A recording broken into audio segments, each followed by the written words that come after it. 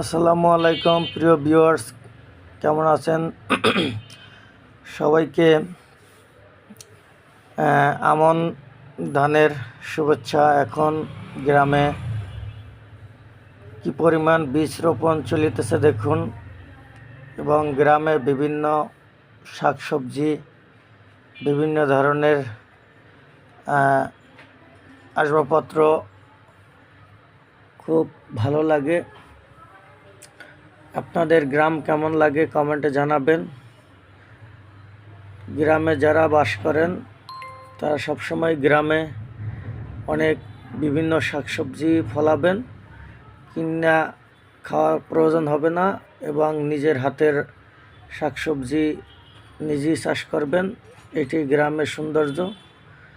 এবং গরু, ছাগল, হাঁস, মুরগি সাথে সাথে পালন করবেন, খুব ভালো লাগবে আপনার নিজের কাছেই। এই যে দেখেন কি সুন্দর আমাদের গাছে আপনার শশা ধরেছে।